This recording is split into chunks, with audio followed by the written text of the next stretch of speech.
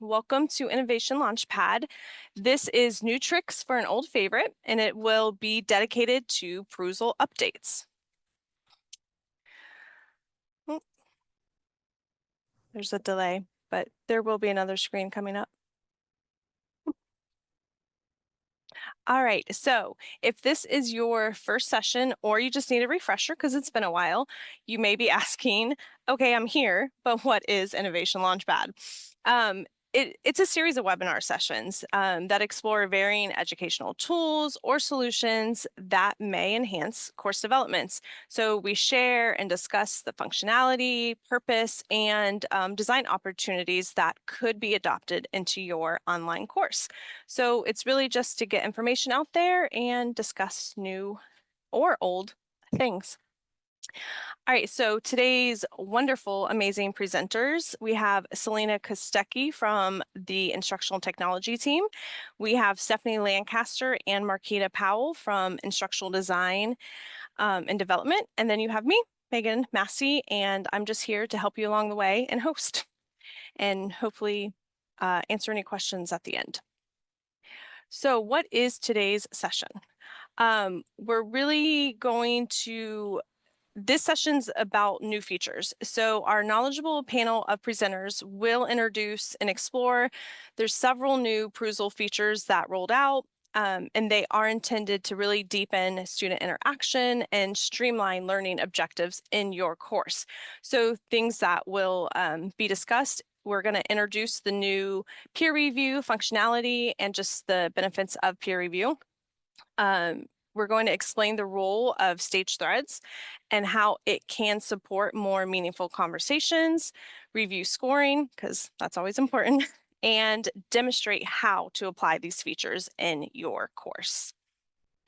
All right, so before we get started, you may be saying old favorite. I don't even know what Perusall is. So just a quick, this is very broad. Perusall is an annotation platform. So it has interactive annotation.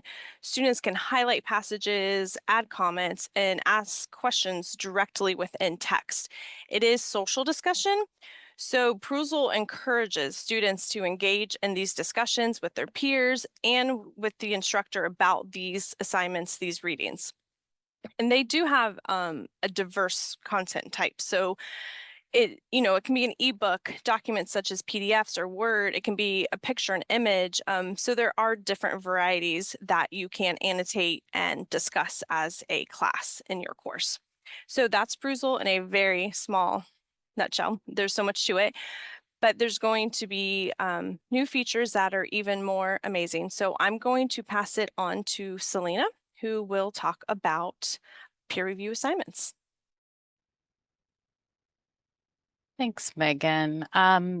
So if you haven't had a chance to see me or interact with me, my name is Selena Kostecki. I am an instructional technologist, particularly aligned with the COB. So that means that I've been interacting with Perusall quite a bit because, we do see that that's one of the highest used tools in that particular college and throughout all of our colleges here at Worldwide.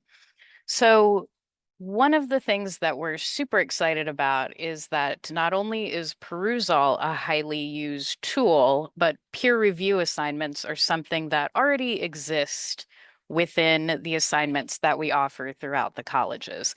And, like it or love it, Canvas does have a peer review assignment function, but sometimes that can cause some concerns or some troubleshooting issues for people. So that's why we're really excited that a tool that is already widely used that we already pay for is rolling out a new feature that we are already using, and that is peer review assignments. So some of the benefits to using Perusall for peer review assignments is that there are 4 clear stages that are laid out for students. These are customizable, so depending on what the intentions and the objectives of your assignment are and how many people and or whether the instructor is someone who should be part of the review process, those are things that can all be customized. What can be customized right along with that are the deadlines that are there to be able to guide students through those 4 stages and the entire process. Um, what we also are able to do in Perusall, because we hear a lot about Perusall scoring, but the number one thing that we do like about Perusall scoring and for peer review assignments is that it is customizable. This is going to allow you to decide what are the main components and what weight do you want to give them to help meet the assignment objectives and the overall LOs and MOs. So this is going to allow you to specify what the unique scoring criteria is. What's also available now is that if you already have a peer assignment and you have an existing rubric for it that you would like students to score each other and offer each other feedback on, that rubric can be added into Perusall to allow a guide to help feedback and to even have students peer score each other if that's something that you're interested in. On the instructor side, Perusall offers great assignment management. So you have the option to manage the different aspects of the peer review process to be able to address or see if there are any late submissions and whether or not you want that or you want to cut that out. Another feature that's fantastic that we don't currently have enabled in Canvas is that Perusall will allow the instructor to upload an assignment on behalf of a student. That's up to discretion. That's up to the course developer as well, and what they may or may not want to guide their instructors who facilitate the course and teach it to do, but we love that it's an extra option. Additionally, instructors can monitor the feedback quality and make sure that all the processes and the flow of each of these steps is going smoothly. The last part is the evaluation part. So, what is available within Perusall to have students be able to provide feedback? Well, one, they're able to provide in-text comments. They are, like I mentioned, also able to provide feedback via a scoring rubric or take that completely out if that's not part of it. And feedback is anonymous to each other, but always available and visible to the different instructors. So now you've been able to see what it is, and I'm just going to talk about what the 4 stages are that are available. And again, these are customizable. The first stage of peer review is sometimes the hardest part that we notice within courses, and that's getting the students to submit their original work online and by the deadline. The second is that then there is a deadline for students to give their peer review. So for them to be able to offer their in-text comments to the original author that has uploaded their work. And if you've enabled it, to also utilize a scoring rubric and give feedback via that. The third, which is probably the one that would be most likely taken out if this is not something that you're looking to incorporate into the assignment, is an instructor review period. This can be eliminated because likely most instructors are going to be offering feedback either at the end, and especially usually these are a general drafting process as part of the writing process. The last, and again, this is customizable, is an opportunity for the original author who has uploaded their work to then give a response back to the feedback that they have received. So, 4 clear stages, all customizable. We do love that we have the option to be able to lay this out for students, but also help it to meet our assignments. So now that you know what it is, let's talk about everyone's favorite subject when it comes to Perusall scoring. How is that scored? What is it? What's part of it? So just like the particular stages of scoring, the actual weights of scores within this scoring algorithm are customizable. So I'm going to go over them. The weights of these scores are really best determined by having a conversation with your instructional designer. And our as instructional technologists are always available to be part of that conversation too. But this is going to help you get an idea of what the scoring components are. So the first one is there is a score that can be assigned for the student uploading their original submission. This is simply the act of uploading the document that will be reviewed. The next component that can be part of the scoring is down here. That's the peer review, that yellow. And that is the act of students posting comments on the original author's submission. If you do post a rubric, and you want to count any scoring that peers do of that rubric, then you can have that score calculated into the each student's overall score. So this would simply be the act of a peer submitting and clicking the peer scores via the rubric if you have that enabled.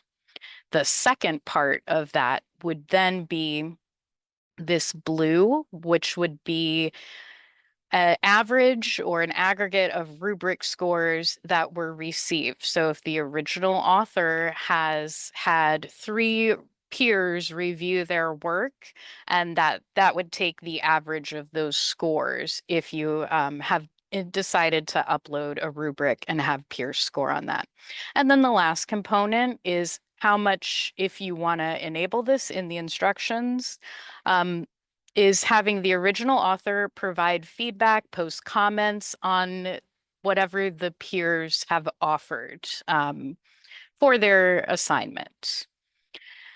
So scoring is a lot. Scoring in Perusall is a lot. And this is just an initial overview. But again, a conversation with your instructional designer and with any of us instructional technologists, we're always available to go into this and deep dive with it. Our second new feature that we're going to talk about is something in Perusall that's called staged threads, but you all are going to know it better as when the developer plants questions throughout the reading assignment in Perusall. So questions or a thought prompt to have students then all respond to underneath. So this first feature that I want to talk about with staged threads is a new feature that is really optional. So the first part of it is explaining that whenever instructors are going to plant questions or stage threads within Perusall, that number one, they are going to stand out in a different color as being marked by being posted by an instructor. So students are going to clearly see that these are instructor questions that they have to answer.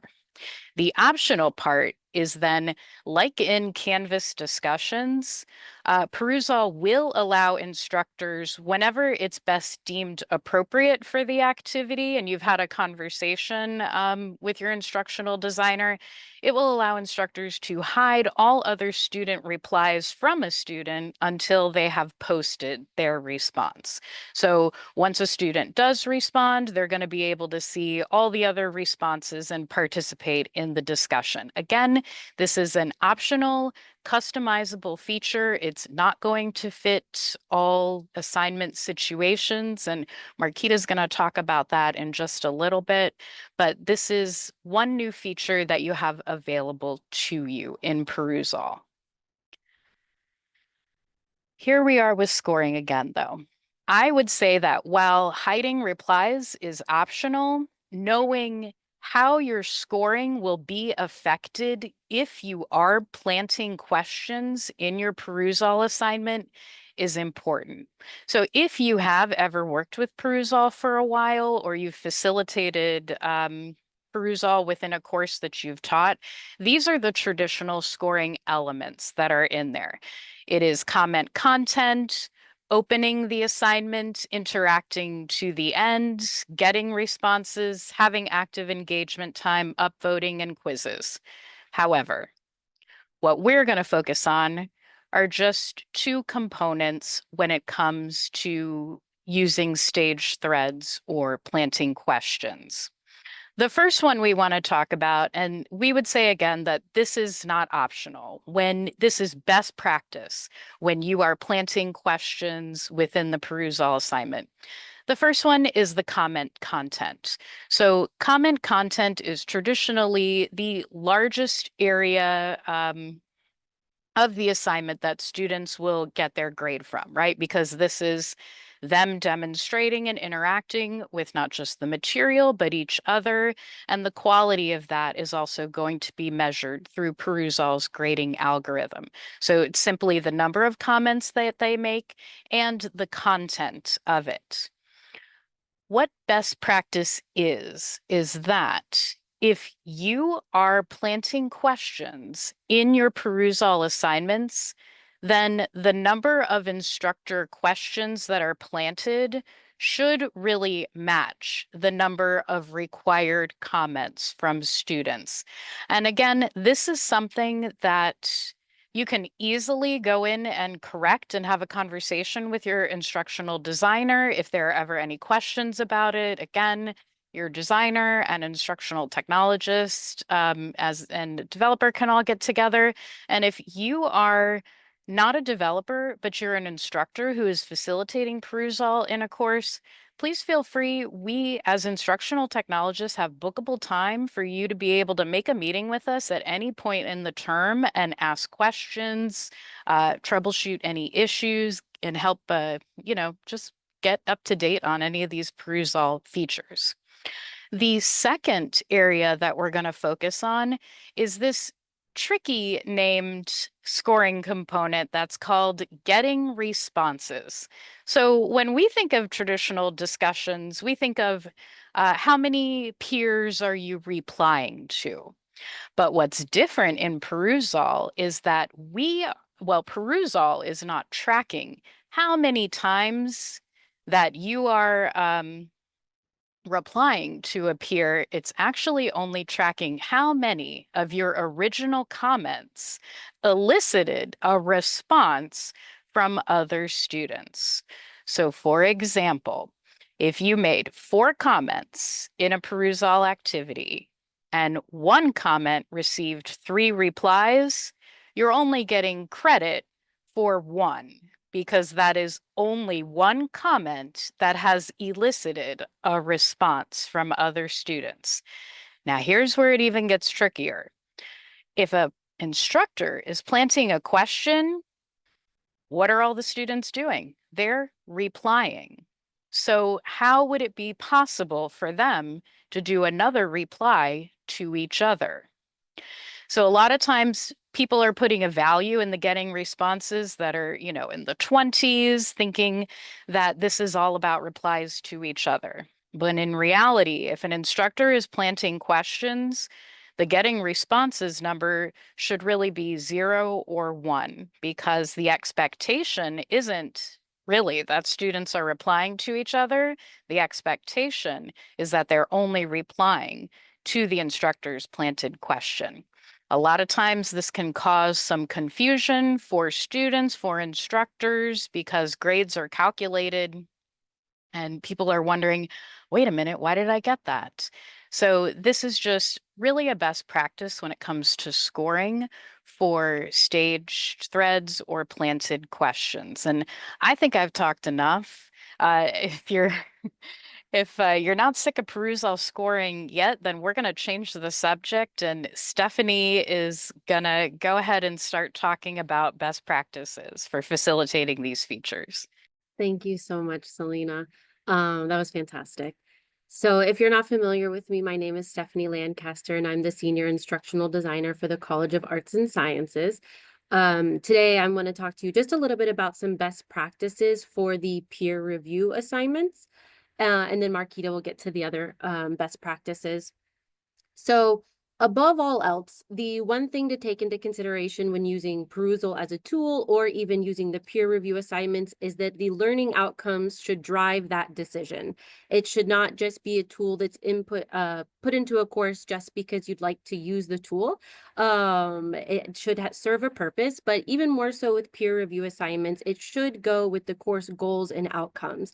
If there is not a learning outcome or a part of the course that is associated with peer reviews, it's going to be difficult for instructional designers and developers to build the course with that tool in mind, only because all graded assignments should be aligned with a learning outcome and a module objective.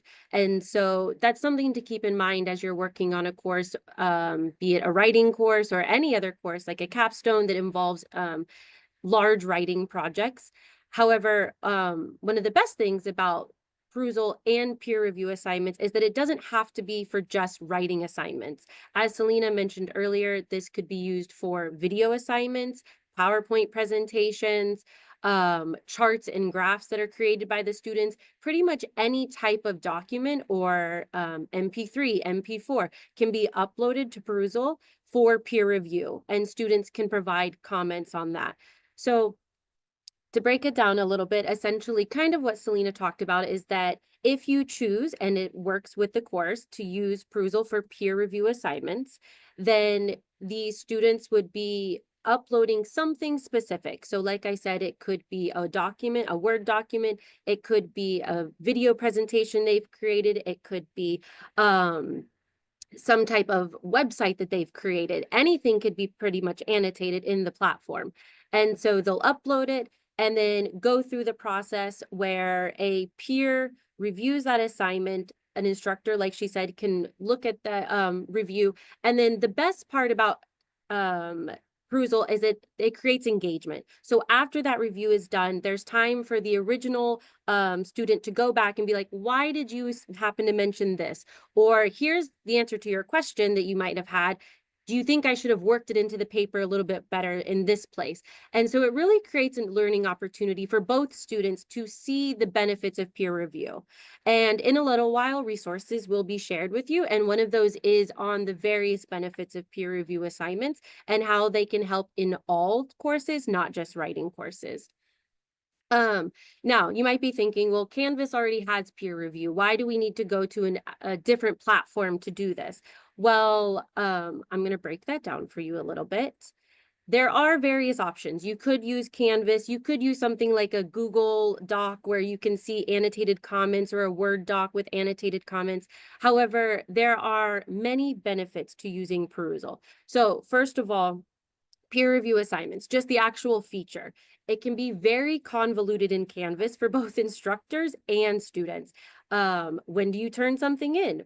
How long do they have to grade it? Do they only have a module to complete the peer review? Well, then does that give enough time for faculty to provide their feedback and then students to take that feedback and put it into the course?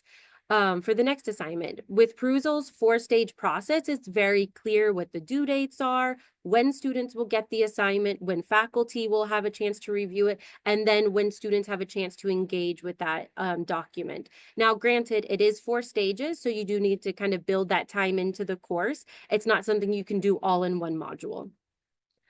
Rubric support. So in Canvas, you're probably used to the traditional rubric. However, in Perusall, there are so many customizable templates that you can use. You can really break it down. Not everything has to be worth 100 points.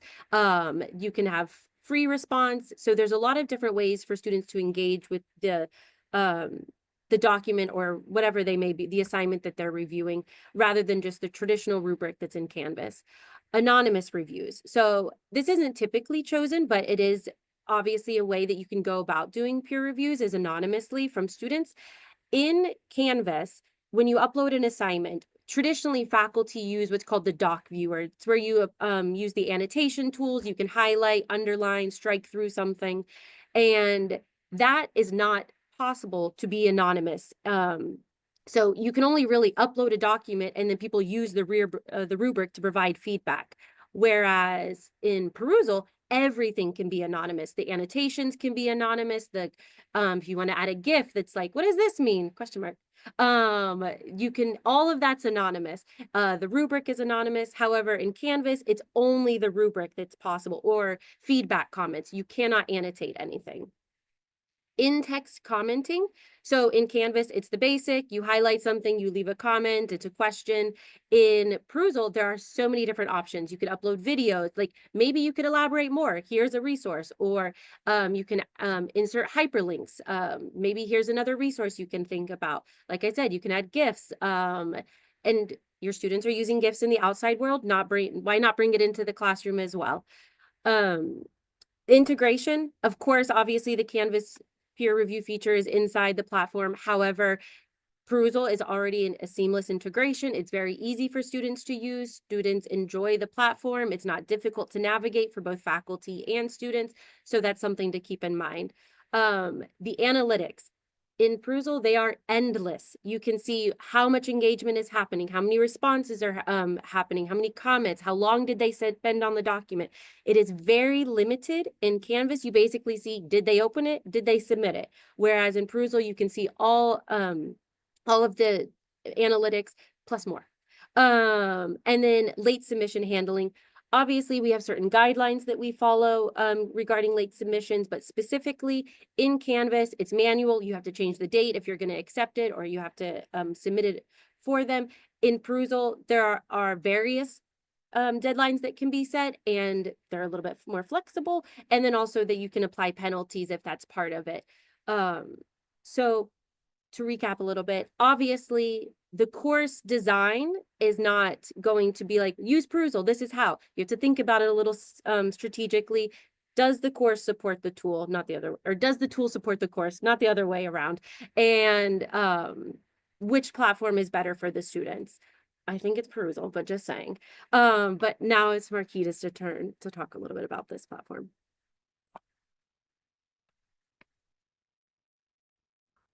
Okay, good afternoon, everyone. So I'm going to share with you some best practice for stage threads. So what is stage threads? I believe Selena mentioned this, but in Canvas, we have an option in discussions to hide the initial reply without students seeing what everyone else replied. So it is very, very similar to that option that's in Canvas. Now, this is a little different. So I did a screenshot of actually, I took an article from Math 202 and I highlighted the part and then I added a question. As you can see the little, that's supposed to be a circle. Sorry. So I don't know what shape that is that I try to put around the little puzzle piece there. But yeah, so you're going to click that puzzle. You're going to put in your question and click that puzzle piece. Now, when you talk about best practice, Stephanie and I was discussing it, and we were both saying the same thing, that we both feel that it's better for lower level Bloom's questions when you think about identifying, describing, summarizing. We don't think this is actually a good tool to use if you're doing like higher level critical thinking questions. For example, if you say, use your experience to explain the different buildings in your city about the triangle. Because this article is talking about how the triangle is a strong shape. If the student can actually live, I mean, we teach worldwide, so you don't have to hide the question. But as I'm going to say, as everyone has been saying this entire presentation, always talk to your instructional designer, and we can bring in anyone else we need to, but they are a great resource in helping you decide, should you hide your question or should you keep your should every student be able to see the question and the replies, or should you hide their replies before should you hide the students' replies before they do their initial reply? I think I said that right. Sorry if I'm confusing you. Another way I was thinking, another good way to use it is debate. If you have an article and an article has pros and cons, or the article has two different sometimes there's articles at the end of it, it may go against what the article was about.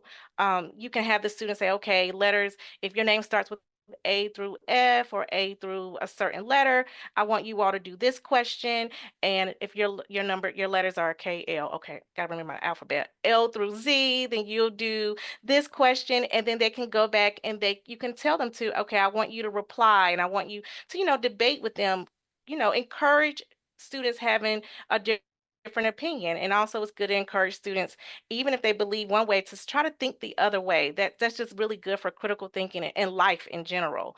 But this tool is a set, you can now use it in Perusall. Again, it is very similar to the discussion, hide responses until you reply.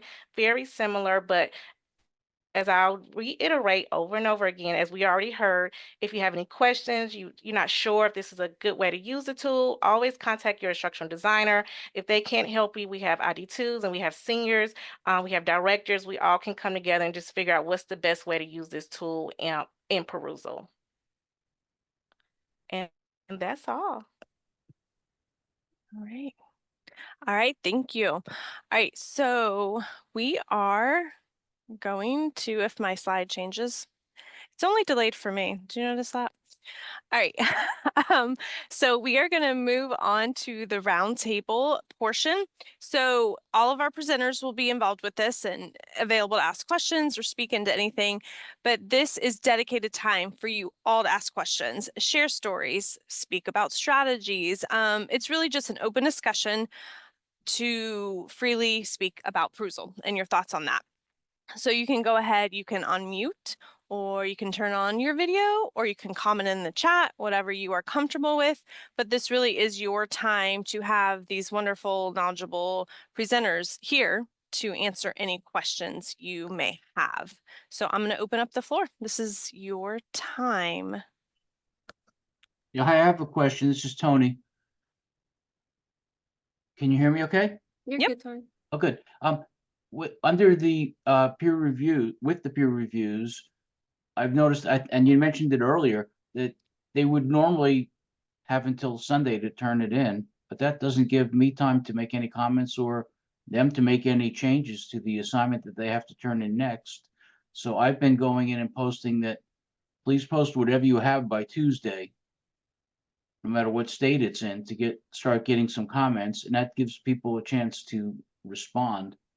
Is that the right way to do it, or should the assignments be spaced out more? I don't know what the correct thing to do is. That's a great question, Tony. I think that honestly, it depends on the course. Students obviously need time to complete reviews. It's not fair for us, to ask a student to complete a review, and who knows how long the paper is. I should preface this with, it depends on the assignment also.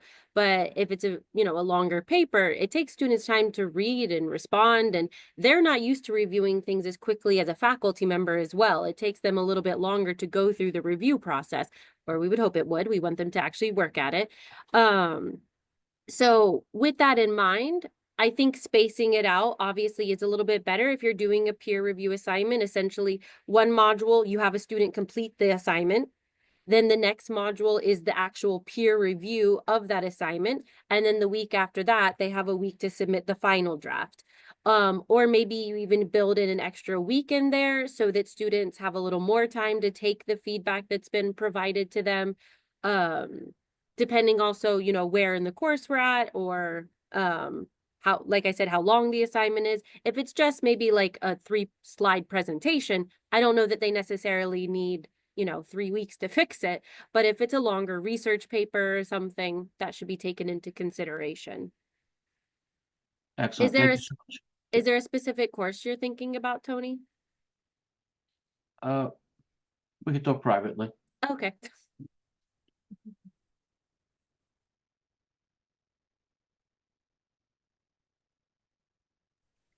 All right, any more? Because I know it was a couple new features, but it was a lot of information. So I hope you're processing. I have a comment Go, based Sophia. off of what Tony said and what Stephanie shared. I gave you a new name. If you're finding that you're teaching a course currently that utilizes Perusall, and you might not have the ability to kind of offer those options to the students to kind of space things out, because you are teaching a course right now that you're not the course developer, then certainly reach out to your department chair or the course developer, provide feedback in the instructor feedback surveys, because that could be an opportunity to send the course, somewhere along the line for like a minor update or something, to where we can make it more efficient and effective for both the student and the instructor, in terms of being able to provide them with sufficient enough feedback and time. These are things that in instructional design that we are considering as we're utilizing this, you know, in the future, and kind of building the courses out so that we have that time, enough time to where I think Stephanie was kind of describing where, you know, you kind of have it, the peer review run over the course of maybe a couple of modules, and then that gives the instructor time to incorporate feedback, and then maybe the next deliverable isn't due until a little bit further along the lines. But certainly if you're teaching a course right now and you're seeing that some of that feasibility is not there, then communicate that information so that when the course comes up for some type of an update, we take those into consideration and make those changes.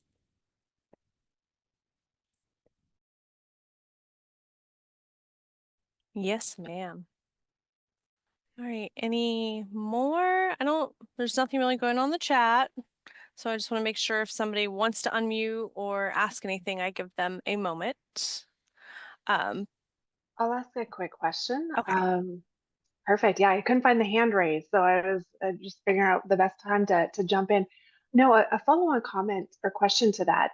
Is there any potential use case where the Perusall could be set up as a scaffolded assignment such that they would, you know, start it at the beginning of the term, perhaps work on a certain section, receive some feedback, and then continue that throughout the remainder of the term? Just curious how, if there's a, maybe even a course that has that current setup, I would be curious.